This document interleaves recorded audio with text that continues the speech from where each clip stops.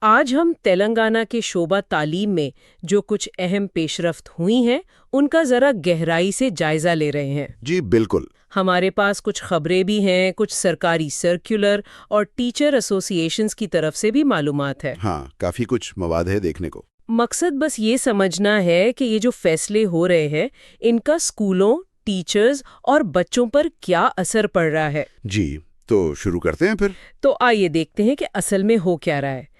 سب سے پہلے right to education قانون یعنی RTE۔ ہاں، اس میں ایک بڑی تبدیلی کی خبر ہے۔ جی، حکومت نے ایک نیا حکم نامہ جاری کیا ہے۔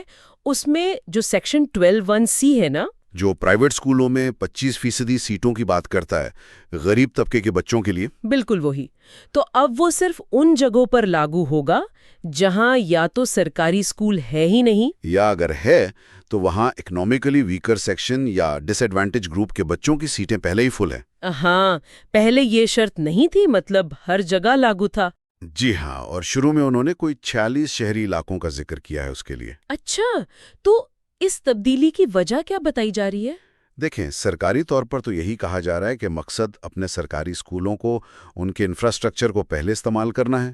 اور شاید حکومت پر جو مالی بوجھ پڑتا ہے پرائیویٹ اسکولوں کو فیس دینے کا، وہ بھی کم ہو۔ بالکل، یہ بھی ایک بڑا فیکٹر ہے۔ TRSA میں، یعنی جو پرائیویٹ اسکولوں کی ایسوسی ایشن ہے، تلنگانہ ریکگنائزڈ اسکول مینجمنٹس ایسوسی ایشن، جی، انہوں نے کہا ہے کہ یہ قدم ایک لحاظ سے منطقی ہے، لیکن کیا؟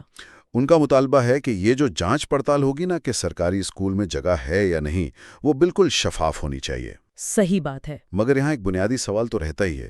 ٹھیک ہے، سرکاری وسائل بچانا اہم ہے، لیکن کیا اس سے ان بچوں تک رسائی کم نہیں ہو جائے گی جنہیں شاید بہتر معیار کے پرائیویٹ اسکول میں موقع مل سکتا تھا؟ خاص طور پر اگر ان کے علاقے میں سرکاری اسکول کا معیار ویسا نہ ہو یا وہ پہلے ہی بھرے ہوں۔ بالکل، تو یہ ایک طرح کا ٹریڈ آف ہے، سرکاری اسکولوں کو مضبوط کرنا بمقابلہ پسماندہ بچوں کے لیے فوری مواقع فراہم کرنا۔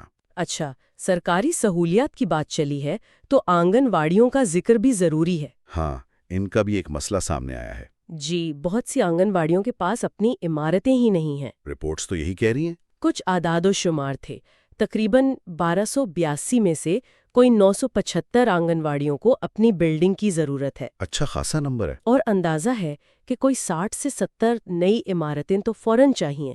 کرائے پر جگہ لینے کا بھی سوچ رہے ہیں۔ یہ بھی ایک بڑا خرچہ ہوگا، چاہے کرایہ ہو یا نئی تعمیر۔ اسی دوران ایک اور انتظامی خبر ہے۔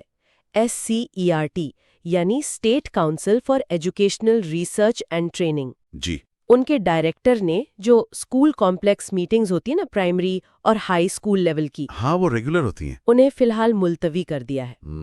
تو یہ دونوں چیزیں، آنگن واڑیوں کی عمارتیں اور یہ میٹنگز کا التوا، جی، یہ دکھاتا ہے کہ سسٹم شاید کئی محاذوں پر چیزیں ترتیب دینے کی کوشش کر رہا ہے، ایک طرف بنیادی ڈھانچہ، دوسری طرف انتظامی عمل۔ اور یہ فیصلہ کہ کرایہ لیں یا بنائیں، یہ بھی تو وسائل کی تقسیم کا ہی معاملہ ہے۔ بالکل۔ اور وسائل میں صرف عمارتیں تو نہیں ہوتی، لوگ بھی ہوتے ہیں۔ تو ٹیچروں کے حوالے سے کیا چل رہا ہے؟ ہاں، ٹیچروں کے لیے بھی کچھ اہم اپڈیٹس ہیں۔ ایک تو وہ ورک ایڈجسٹمنٹ کا سرکولر ہے۔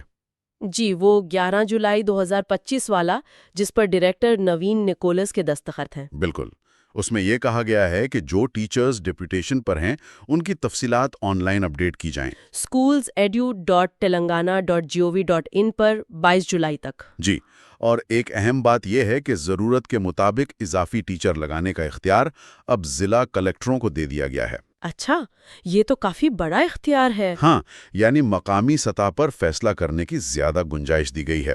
اسی سے جڑی ایک اور خبر ٹیچر یونینز کی طرف سے ہے۔ TPTF Telangana progressive teachers federation, جی، ان کا کیا کہنا ہے؟ وہ مطالبہ کر رہے ہیں کہ ٹیچروں کے تبادلوں اور پروموشن کا جو شیڈیول رکا ہوا ہے وہ جلد جاری کیا جائے۔ اچھا، تو وہ ابھی تک نہیں آیا؟ ان کی بات ہوئی تھی سیکریٹری تعلیم ڈاکٹر یوگیتا رانا سے۔ انہوں نے کہا کہ فائل وزیر اعلیٰ کے پاس ہے منظوری کے لیے۔ ہاں، یعنی انتظار ہے۔ جی، جلد صورتحال واضح ہونے کی امید ہے۔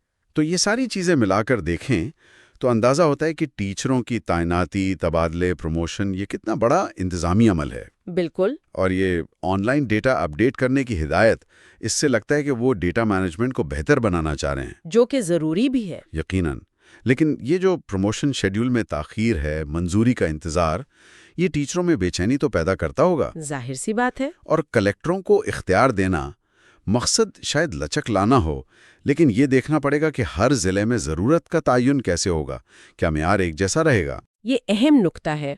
تو خلاصہ یہ ہوا کہ RTE کے نفاذ میں تبدیلی، آنگن واڑیوں کے انفراسٹرکچر پر فوکس، ٹیچروں کی پوسٹنگ اور ایڈجسٹمنٹ کے نئے رولز اور پروموشن شیڈول کا انتظار۔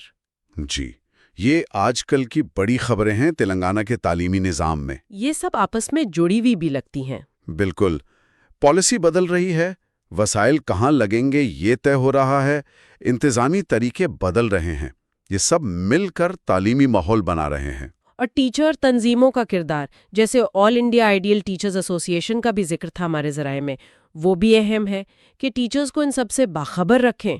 جی ہاں، معلومات کی فراہمی بہت ضروری ہے۔ مجموعی طور پر ایسا لگتا ہے کہ رجحان سرکاری وسائل کو زیادہ مؤثر طریقے سے استعمال کرنے کی طرف ہے، یا ایک جگہ مرکوز کرنے کی طرف۔ ہاں شاید۔ تو یہاں ایک سوال مستقبل کے لیے ذہن میں آتا ہے۔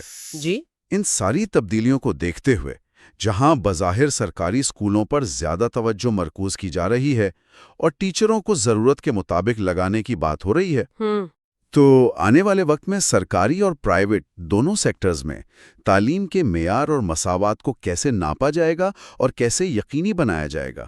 بہت اہم سوال ہے۔ کیا وسائل کی بہتر تقسیم معیار کی ضمانت ہوگی؟ یہی تو اصل چیلنج ہے۔ صرف وسائل کا انتظام کافی نہیں، اگر معیار پر سمجھوتا ہو جائے یا سب کو برابر موقع نہ ملے، یہ ایک غور طلب بات ہے۔